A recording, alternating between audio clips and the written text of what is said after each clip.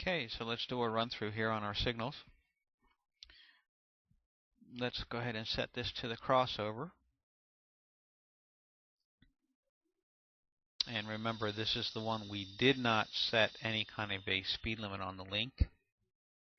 So it's defaulting to the speed limit of the track, which is 60, 65. So it's max is going to show as a limited indication. Now on this one, remember we set the speed limit to 30 on the link. So it's just showing the medium indication, not blinking. And this is for the CSX signals. So the aspects are going to change. You know, which head is lit and what color it's lit is going to change based on the signal types that you use. For example, the ones that I created that are available on trainsim.com for the CSX, CNO, NORAC, NS, they're all going to display different aspects, but putting those links down and putting your signals down and setting up splitting your junctions and welding everything, that's not going to change. Regardless of which type of signal you're placing, those things need to be done. These links need to be placed correctly. If you want to get good, consistent results from your signals and your AI traffic, which we're going to set up here shortly.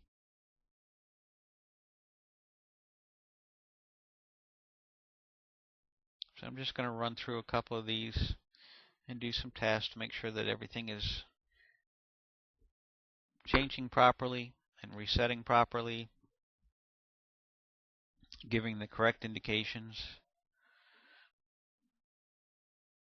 And remember our 3-head signals here, we use them because we have 3 different speeds. So when I do the crossover, I should get a medium speed because we set it to 30. For a medium aspect, which I'm getting. Red, green, red is medium aspect. Red, red, green is a slow aspect, which I should get when I go onto the diverging route because we set it at 15. So that's correct. We're getting the correct aspects based on the speed of the link.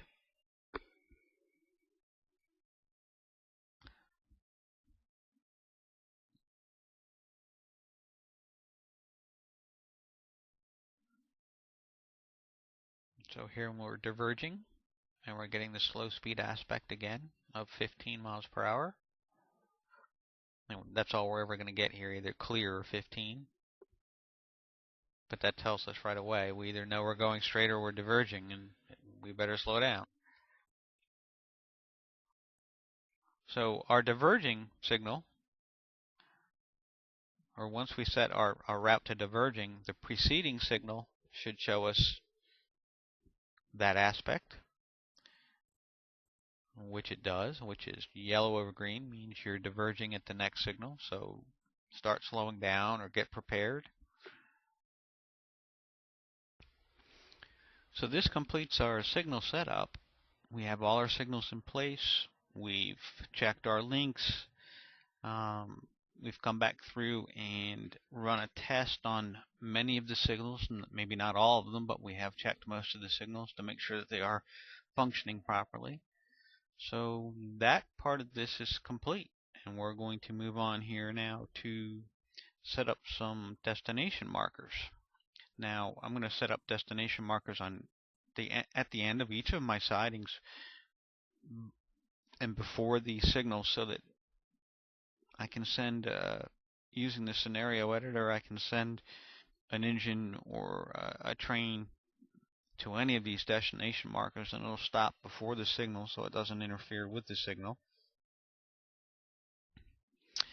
And very helpful when trying to set up a passing scenario or a meet scenario where you have trains coming from opposing directions.